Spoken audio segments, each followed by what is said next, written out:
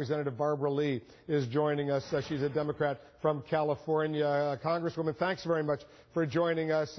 You support the president's decision to go to war against ISIS, not only in Syria, but in Iraq as well? Well, first, let me say that the authorizations that the administration are using, the ones that they're using for the strikes, I believe is the 2001 authorization that I voted against. It was a very broad authorization, and I think that authorization, as well as the 2002 authorization, should be repealed. We should be in Washington, D.C. right now. As Congressman McGovern and Congressman Jones, myself, we wrote to the Speaker August 28th and indicated to the Speaker that we saw the expansion of military strikes and that the American people deserve to have their representatives in Washington, D.C. debating, just as the UK Parliament did, just as the Turkish Parliament did, whether or not the use of force would be something that we would authorize the President to engage in.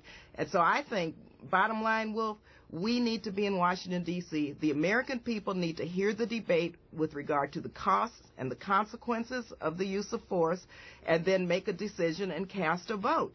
It's premature to say how anyone would vote, I believe, because we haven't even had that debate. So I urge and encourage our Speaker to really grant our request to do that. The American people deserve their members to exercise their constitutional duty to engage in a debate so people will know exactly what is taking place and what the costs and consequences are. A lot of people would like to see that debate, but Congress is in recess, as you know, until after the midterm elections on November 4th. You voted against the authorization to use force in Afghanistan back in 2001, right after 9/11. You voted against going to war against Saddam Hussein in 2002. The war started in March 2003. You're not very happy right now that the President of the United States has authorized these airstrikes against ISIS targets in Iraq and Syria, are you? Well, those resolutions that I voted against were blank checks for perpetual war. Circumstances change. We're now dealing with not necessarily Al-Qaeda. The resolution that I voted against in 2001 was so broad, it was against any nation, organization, individual connected to 9/11. It casts a broad net. I think right now we should go back and discuss, debate, and really put forth to the public exactly what the costs and consequences are of the use of force.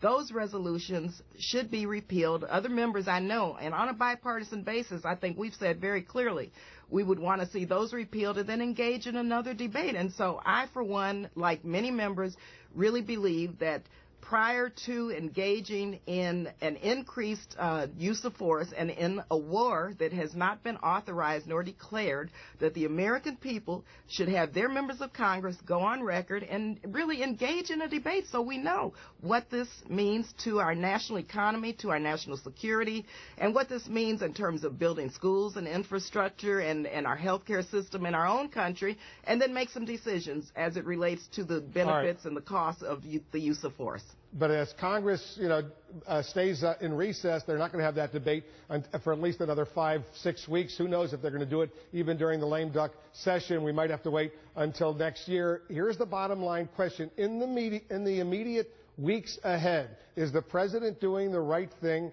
by launching these airstrikes against these ISIS targets in Syria and Iraq? Yes or no?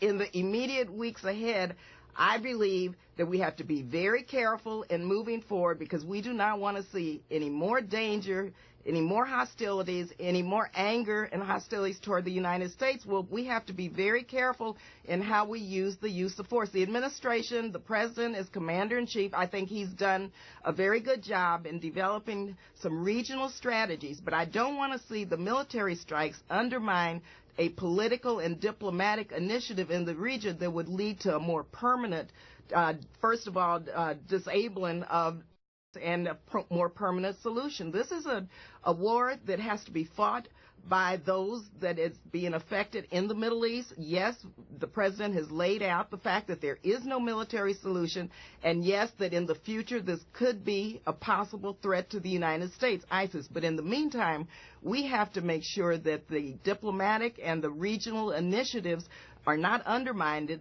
by the military use of strikes and force. All right, Representative Barbara Lee, thanks very much for joining us. I know you've been very, very critical of the war in Afghanistan, the war in Iraq, the way all of that unfolded. We'll see what happens in the immediate period ahead. Thanks very much for joining us.